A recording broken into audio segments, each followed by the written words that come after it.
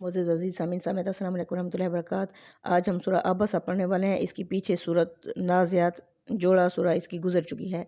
तो चलते हैं सूरह की तरफ। बिस्मिल्लाह, अल्लाह के नाम से ही रहमान रहीम, जो सरासर रहमत है, जिसकी शफ़क़त अब्दी यानी हमेशा रहने वाली है। अबसा व तवल्ला, आप से सामने तेवरी चढ़ाई और मुँह बसोरा। उस वक्त अनजा आहुल अमा, जब आपके पास आया वो नबीना शख्स। ये नबीना शख्स कौन थे? ये हज़रत खदीजा रज़ी अल्लाह तआला अन्हु के फूफीज़ाद भाई हज़रत अब्दुल्ला बिन इब्न मक्तूम थे। ये कुरैश के सरदारों के पास आप सल्लल्लाहु अलैहि वसल्लम एक मजलिस में उन्हें दावत दे रहे थे दीन इस्लाम की, तो ये तशरीफ़ लाए। नबी करीम सल्लल्लाहु अलैहि वसल्लम को आना इसलिए नागवार हुआ कि मुबादा कुरैश के लोग जो बड़ी मुश्किल से हाथ आए हुए हैं, वो इन्हें देखकर बिदक ना जाए। इस तरह ये अपनी दावत पहुँचाने का जो मौका आप सल्लल्लाहु अलैहि वसल्लम को मुयस्सर आया हुआ है वो कहीं ज़ाया ना हो जाए। तो सूरह के लब व लहजे से बज़ाहिर ये महसूस होता है कि नबीना से बेरुखी बरतने पर इसमें नबी करीम सल्लल्लाहु अलैहि वसल्लम को की अताब यानी पकड़ की गई है, अल्लाह की तरफ से सरजनश की गई है। लेकिन पूरी सूरह पर अगर गौर कीजिए तो साफ वाज़ेह हो जाता है कि असल में जो पकड़ का रुख है वो फ़राइना कुरैश, फ़राइना का मतलब है फ़िरौन की तरह जो सरकश बने हुए थे, इनकी तरफ है अल्लाह का। तो इसी में अल्लाह ताला ने यानी कि शुरू ही में गैब का असलूब इसलिए इख्तियार फरमाया कि बराह रास्त खिताब की सूरत में तंबीह ना रहती, फिर वाक़या अताब बन जाती। दर हालांकि मामला इससे ज़्यादा ना था कि खुदा की खुशनुदी के लिए अपनी ज़िम्मेदारी की हद से आप कुछ आगे बढ़ गए थे। इसमें नफ्स की किसी ख्वाहिश या इखलाक की किसी पस्ती का माज़ला कोई शैबा तक ना था। चुनाचा आगे के आयतों से वाज़ेह है कि आपको यहाँ जिस बात पर तवज्जो दिलाई गई है वो सिर्फ ये है कि कुरैश के सरदारों के मामले में उससे ज़्यादा जिम्मेदारी आपने अपने ऊपर ले ली है जितनी खुदा ने आपके ऊपर डाली थी। आप अल्लाह की डाली हुई जिम्मेदारी से भी ज़्यादा पेन ले रहे हैं। आपने उन तक दावत पहुंचा दी, आपका फ़र्ज़ पूरा हो गया। इन नाकदरों के पीछे अब आप अपने साथियों की हक तलफ़ी ना करें। सुधरने और नसीहत पाने के लिए जो लोग आपकी मजलिस में आते हैं वही आपकी मोहब्बत के हकदार हैं, और जो ये बेपरवाही बरत रहे हैं अब इनको इनके हाल पर छोड़ दीजिए, इनकी कोई जिम्मेदारी आप पर नहीं। इसे एक मिसाल से समझते हैं। जैसे कि एक फ़र्ज़ शनास चरवाहा है जो बकरियों को चरा रहा है। उसके गले की एक मोटी भेड़ वहाँ से जुदा हो जाती है, तो वो क्या करता है, उससे यानी ढूंढने के लिए किसी गोशे में या जंगल में उसकी आवाज़ के पीछे चल पड़ता है। इस तरह वो कामयाबी की उम्मीद में बहुत दूर निकल जाता है और अपने असल गले से कुछ देर के लिए बिल्कुल गाफिल हो जाता है, जो काफ़ी भेड़ों पर मुश्तमिल था, भेड़ बकरियों पर। जब वो लौटता है तो उसका मालिक उसको मलामत करता है कि तुम पूरे गले को छोड़कर नाहक एक दीवानी भेड़ के पीछे हलकान हुए। उसको छोड़ देते, भेड़िया खा जाता, वो इसी लायक थी। बताओ इसमें अब किसकी पकड़ हो गई है, यानी चरवाहे पर या खोई हुई भेड़ पर? बिल्कुल यही सूरत हाल इस मामले में थी। यानी असल जो गुस्से का रुख था वो बज़ाहिर हज़रत की तरफ ज़रूर है, लेकिन गुस्से का सारा ज़ोर मुनकरीन और मुखालिफीन कुरैश पर था। हज़रत सल्लल्लाहु अलैहि वसल्लम के लिए तो इस अताब के अंदर निहायत दिल नवाज शफ़क़तें छुपी हुई थीं कि आपने अपने ऊपर बहुत ज़्यादा ज़िम्मेदारी ले ली है। अब आयत नंबर 3 में अल्लाह फरमाते हैं, वमा युद्रिका लअल्लहु यज़क्का, और तुम्हें क्या मालूम शायद कि वो हज़रत जो अब्दुल्ला इब्न मक्तूम थे वो पाक हो जाता। और यज़क्कारू, या आप नसीहत करते, फ़तन फ़हु ज़िक्र, आपकी नसीहत उसे नफ़ा पहुँचाती। यानी तुम्हें क्या मालूम ऐ पैगंबर कि शायद वो पूछता, सुधरता, या तुम सुनाते, वो नसीहत सुनता और ये नसीहत उसके काम आ जाती। आगे आयत नंबर 5 में है, अम्मा मानिस्तगना, हाँ जो लापरवाही करता है, फ़अंता लहू तसद्दा, पस्तु उसकी फ़िक्र करता है। यानी कुरैश के लोग लापरवाह थे, वो आपकी बात सुनना ही नहीं चाह रहे थे, तो आपने उनकी फ़िक्र की। वमा अलैका अल्ला यज़क्का, यानी आप पर कोई वो नहीं थी, जिम्मेदारी नहीं है कि अगर वो ना सुधरें, यानी आपने पहुँचा दिया, आपका काम ख़त्म। अगर वो अब नहीं सुधर रहे तो आप पर कोई इल्ज़ाम नहीं है कि वो क्यों नहीं सुधरे। व अम्मा मन जा का यस्सा, हाँ जो तेरे पास दौड़ता हुआ आया। अब यस्सा के लफ्ज़ी मैंने क्या है, किसी काम को ज़ौक़ शौक़ और सरगर्मी के साथ करने के हैं, इसके लिए दौड़ना लाजिम नहीं है। ये बाज़ औक़ात इसी मफ़हूम में शामिल हो जाता है कि यहाँ ये इसी मफ़हूम में है कि वो ज़ौक़ शौक़ और सरगर्मी रखता था दीन इस्लाम के बारे में।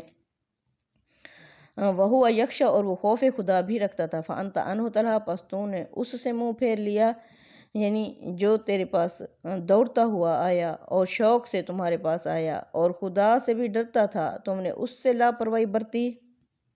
یعنی اللہ فرماتے ہیں جو تمہارے پاس محمد صلی اللہ علیہ وسلم شوق سے آتا ہے اور خدا سے بھی ڈرتا ہے تو تم اس سے وہی کرتا ہے، تو اس کی یعنی فکر کرتا ہے، اور جو شوق سے تمہارے پاس آتا ہے اور خدا سے بھی ڈرتا ہے تو تم نے اس سے لاپرواہی برتی۔ سورہ جن کے مطالب پر اس پیری کی آیتوں سے روشنی پڑتی ہے۔ اس موقع پر استاد امام لکھتے ہیں، ایک یہ کہ ان میں بظاہر حضرت صلی اللہ علیہ وسلم پر جو عتاب ہے اس کا اصل رخ آپ کی طرف نہیں بلکہ قریش کے ان نااہل لیڈروں کی طرف ہے جن سے کسی خیر کی امید باقی نہیں رہی تھی۔ اس وجہ سے ضروری ہو گیا تھا کہ آپ ان سے صرف نظر کر کے اپنی نظر پھیر کے اپنی ساری توجہ کا مرکز ان غریبوں کو بنائیں جو اسلام لا چکے تھے اور آپ کی تعلیم و تربیت کے اصل حقدار تھے۔ دوسری یہ کہ حضور صلی اللہ علیہ وسلم کسی فرض کی ادائیگی میں کسی کوتاہی پر نہیں ٹوکا گیا آپ صلی اللہ علیہ وسلم کو، بلکہ اس بات پر ٹوکا گیا کہ آپ نے اس سے زیادہ ذمہ داری اپنے اوپر اٹھا لی ہے جتنی اللہ نے آپ پر ڈالی تھی۔ گویا یہ اسی طرح کا محبت اور جان نواز عتاب اللہ کا باقی ان نفس کا اللہ یکون مومنین، یہ اسی طرح کا ہے کہ شاید محمد صلی اللہ علیہ وسلم آپ اپنی جان ہی گھلا دیں گے ان قریش کے لوگوں کے پیچھے اس بات پر کہ یہ ایمان کیوں نہیں لاتے۔ تیسری یہ ہے کہ ان میں حضور صلی اللہ علیہ وسلم کو یہ رہنمائی دی گئی ہے کہ اسلام کی اصل دولت وہ غریب ہیں جن کے اندر خدا کی خشیت ہے، نہ کہ وہ امیر جن کے سینے خدا کی خشیت سے خالی ہیں۔ اس وجہ سے آپ اپنی توجہ کا اصل مرکز انہی کو بنائیں جو اہل ہیں، ان کے پیچھے اپنا وقت ضائع نہ کریں جن کے اندر خیر کی کوئی رمق ہی باقی نہیں رہی۔ اب آگے آیت نمبر 11 میں اللہ فرماتے ہیں، کلا ہرگز نہیں، انہا تذکرہ، بے شک یہ قرآن تو ایک نصیحت ہے، یعنی ہرگز نہیں، ان کے پیچھے پڑھنے کی ہرگز کوئی ضرورت ہی نہیں ہے، یہ تو ایک یاد دہانی ہے۔ قرآن تو ایک یاد دہانی ہے۔ فمن شاء ذکرہ، جو چاہے اسے قبول کر لے، یعنی اسے نصیحت حاصل کر لے۔ فی صحف مکرمہ، یہ معزز صحیفوں میں سے ہے۔ مرفوعات مطہرہ، بہت بلند اور پاک کتاب ہے۔ بے ایدی سفرہ، یہ لکھنے والوں کے ہاتھوں میں ہوتی ہے۔ کرام بررہ، معزز لکھنے والے۔ یعنی جس کا جی چاہے اسے یاد دہانی حاصل کر لے، جس کا جی چاہے اپنی کانوں میں انگلیاں ٹھونس لے۔ ادب کے لائق بلند اور اچھوتے صحیفوں میں سے بڑے معزز، بہت وفادار لکھنے والوں کے ہاتھوں میں۔ یعنی یہ قرآن ارواح خبیثہ سے بالکل، یعنی ارواح خبیثہ اور شیاطین کی پہنچ سے بہت دور ہے، یعنی وہ ایسے بلند مرتبہ اور معزز ہیں کہ ان سے کسی خیانت کا کوئی اندیشہ ہی نہیں ہے۔ معزز لکھنے والے وہ نہ اس میں خود کوئی تغیر اور تبدل کر سکتے ہیں اور نہ کسی شیطان کو اس کا موقع دے سکتے ہیں۔ ان آیتوں سے کیا مراد ہے؟ یعنی ان آیتوں کا مدعا یہ ہے کہ یہ قرآن کوئی ایسی چیز نہیں ہے جسے منت سماجت کے ساتھ لوگوں کے سامنے پیش کیا جائے۔ یہ نہایت ہی پاکیزہ، نہایت بلند اور برتر کلام ہے، لہٰذا اس کو اسی حیثیت سے، اسی شان کے ساتھ پیش کرنا چاہیے۔ یہ لوگوں کا محتاج نہیں ہے بلکہ لوگ اس کے محتاج ہیں۔ اس کے مخاطبین اگر اس کی ناقدری کر رہے ہیں تو اپنے آپ کو خسارے میں مبتلا کر رہے ہیں۔ تم مطمئن رہو، محمد صلی اللہ علیہ وسلم، ان کا یہ غرور اور تکبر آن قریب خاک میں مل جائے گا۔ اب آگے آیت نمبر 17 میں اللہ فرماتے ہیں، قتل الانسان ما اکفرہ، یعنی مارا جائے یہ انسان، یہ کس چیز کا انکار کرتا ہے؟ برا ہو انسان کا، یہ کیسا ناشکرہ ہے۔ یعنی لفظ انسان اگرچہ عام ہے لیکن اس سے مراد وہی فرعون قریش ہیں جن کا ذکر اوپر سے چلا آ رہا ہے۔ ان سے اظہار بیزاری کے لیے گویا منہ پھیر کر اللہ تعالیٰ نے بات عام صیغے سے کہہ دی۔ اللہ فرماتے ہیں یہ اکفرہ، یہ کس چیز کا انکار کرتا ہے، یعنی کس غرے میں مبتلا ہے، کس دلیل سے روز جزا کا انکار کرتا ہے اور کس طرح کہتا ہے کہ اگر آخرت ہوئی بھی تو وہاں اس کے لیے وہی مراتب ہوں گے جو دنیا میں اسے حاصل ہیں۔ کیا یہ نہیں جانتا اس کے خالق نے اسے کس چیز سے اور کس طرح پیدا کیا ہے؟ من ای شیء خلقہ، یہ کس چیز سے پیدا کیا گیا ہے؟ من نطفتن، ایک بوند سے، خلقہ ہو، اس کو پیدا کیا، فقدرہ، پھر اس کا اندازہ مقرر کر دیا، ثم السبیل یسرہ، پھر اس کے لیے رستہ آسان کر دیا، ثم اماتہ فاکبرہ، پھر اسے موت دی اور قبر میں لے گئے، ثم اذ شاء انشرہ، پھر جب چاہیں گے اسے دوبارہ اٹھا لیں گے، اٹھا کھڑا کریں گے۔ اللہ فرماتے ہیں پھر اسے قبر میں لے گئے۔ اس لفظ میں ایک لطیف اشارہ اس بات کی طرف ہے کہ جو مرتا ہے وہ فنا نہیں ہو جاتا، بلکہ قدرت اس کو زمین کی تحویل میں دے دیتی ہے۔ جو شے تحویل میں دی جاتی ہے وہ لازماً ایک دن واپس لی جاتی ہے، چنانچہ جب وقت آئے گا اللہ تعالیٰ اس امانت کو زمین سے واپس لے لے گا۔ آگے اللہ تعالیٰ فرماتے ہیں کلا لما یقضی ما امرہ، ہرگز نہیں، یعنی انسان کو چھوڑ نہیں دیا جائے گا، بلکہ اس نے وہ کام کیا ہی نہیں ہے جو اسے یعنی حکم دیا گیا تھا۔ اب اللہ تعالیٰ نے جو ہمیں اس دنیا میں بھیجا ہے کس مقصد کے لیے بھیجا ہے؟ یعنی انسان نے وہ مقصد ہی پورا نہیں کیا جس کے لیے اللہ تعالیٰ نے اسے بھیجا تھا۔ اللہ فرماتے ہیں اگر انسان نہیں مان رہا تو اسے دلیل چاہیے، تو یہ انسان ذرا دیکھے، فَلْيَنْظُرِ الْإِنسَانُ، پس چاہیے انسان کو کہ یہ دیکھے، إِلَىٰ طَعَامِهِ، اپنے کھانے کی طرف، اَنَّا صَبَّبْنَا الْمَاءَ صَبًّا، کہ ہم نے آسمان سے پانی برسایا اچھی طرح، ثُمَّ شَقَقْنَا الْأَرْضَ شَقًّا، پھر ہم نے زمین کو پھاڑ دیا اچھی طرح، فَأَنبَتْنَا فِيهَا حَبًّا، پھر ہم نے اس میں سے غلہ اگایا، وَعِنَبًا وَقَضْبًا، انگور اور سبزیاں، وَزَيْتُونًا وَنَخْلًا، زیتون اور کھجوریں، وَحَدَائِقَ غُلْبًا، اور گھنے گھنے باغات اگائے، وَفَاكِهَةً وَأَبًّا، پھل اور چارہ، مَتَاعًا لَكُمْ وَلِأَنْعَامِكُمْ، اس میں فائدہ ہے تمہارے لیے اور تمہارے مویشیوں کے لیے۔ اب کیا ہے؟ اللہ فرماتے ہیں ہرگز نہیں، اسے چھوڑ نہیں دیا جائے گا، اس کے پروردگار نے اسے جو فرمایا ہے وہ اس نے ابھی تک پورا ہی نہیں کیا۔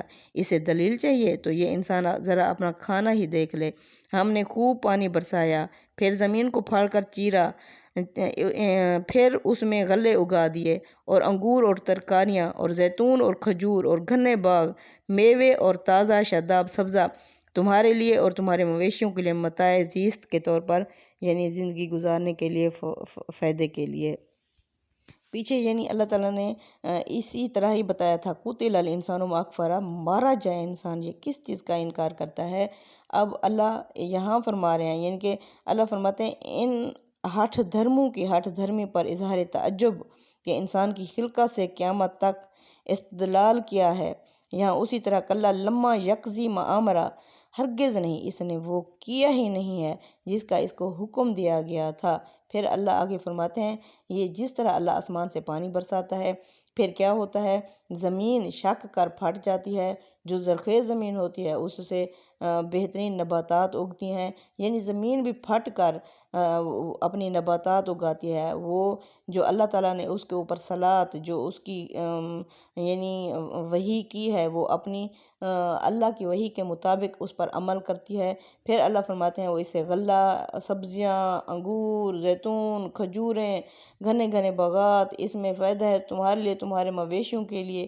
زمین بھی اپنی صلاۃ کر رہی ہے، اپنی تسبیح کر رہی ہے، جو اللہ نے اس کے اوپر ذمہ داری ڈالی ہے وہ کر رہی ہے، لیکن انسان ایسا ہے کہ اس نے وہ کام نہیں کیا، یعنی چاند سورج بنائے تیری ضیاء کے واسطے، کھیتیاں سرسبز ہیں تیری غذا کے واسطے، سارا جہاں تیرے لیے، اور بندہ تو ہے خدا کے واسطے، لیکن بندے نے یہ کام نہیں کیا۔ اب اللہ فرماتے ہیں اچھا کوئی بات نہیں، فَإِذَا جَاءَتِ الصَّاخَّةُ، جب آ جائے گی وہ کانوں کو بہرا کر دینے والی خبر، یوم یفر المرء من اخیہ، اس دن سب سے پہلے انسان کیا کرے گا، یہاں یعنی جس بھائیوں کے لیے، جن کے لیے وہ قربانیاں دے رہا ہے، سب سے پہلے اسی بھائی سے بھاگے گا کہ یہ مجھ سے میری نیکیاں نہ مانگ لے، یہ مجھ سے کوئی ہیلپ نہ لے لے۔ اللہ فرماتے ہیں اس دن انسان بھاگے گا اپنے بھائی سے، سب اپنے قریبی رشتہ داروں سے، اپنی ماں سے و ابی ہے، اور اپنے باپ سے و صحبت، اپنی بیوی سے و بنی ہے، اور اپنے بیٹوں سے، لِكُلِّ امْرِئٍ مِّنْهُمْ، ہر شخص ان میں سے، یومئذ اس دن، شان یغنی، بے ہوشی کی حالت میں ہوگا، یعنی اس دن ہر شخص بے ہوشی کی، یعنی اتنا مشکل ہوگا قیامت کا دن۔ اللہ فرماتے ہیں نشے کی، بیہوشی کی حالت میں ہوگا۔ وجوہ یومئذ مسفرہ، اس دن یعنی کچھ چہرے ہنس رہے ہوں گے، مسفرہ تر و تازہ ہوں گے۔ ضاحکات مستبشرہ، ہنستے کھلتے حشاش بشاش ہوں گے۔ ووجوہ یومئذ علیہا غابرہ، اس دن کچھ چہرے غبار آلود ہوں گے۔ ترہقھا قترہ، ان پر تہ بتہ سیاہی چھائی ہوئے ہوگی۔ اولئک ھم الکفرۃ الفجرہ، یہی لوگ کافر اور بدبخت ہوں گے۔ یعنی اللہ فرماتے ہیں ٹھیک ہے، اس لیے جب وہ کانوں کو بہرا کر دینے والی آ جائے گی تو ان سے پوچھو پھر کدھر جائیں گے، یعنی اس دن یہ کدھر جائیں گے؟ تو اس دن آدمی اپنے بھائی سے بھاگے گا، اپنی ماں سے، اپنے باپ سے، اپنی بیوی سے، اپنے بیٹوں سے بھاگے گا۔ اس دن ہر شخص کو ان میں سے اپنی ہی پڑی ہوگی۔ کتنے چہرے اس دن روشن ہوں گے ہنستے ہوئے حشاش بشاش، اور کتنے چہرے اس دن جن پر خاک اڑتی ہوگی، سیاہی چھا رہی ہوگی۔ یہی منکر ہیں، یہی نافرمان ہوں گے، یعنی یہی منکر ہیں، یہی نافرمان چہرے ہوں گے جو اس وقت سامنے موجود ہیں، جن کو وقت کے رسول نے خبردار کیا ہے، اتمام حجت کی ہے، لیکن ابھی وہ نہیں مان رہے۔ تو قیامت کے دن یہی لوگ کافر اور بدبخت ہوں گے جن کے پاس نبی جیسی ہستی آئی تھی لیکن انہوں نے ان کو ماننے سے انکار کر دیا۔ صدق اللہ العظیم۔ تقبل منی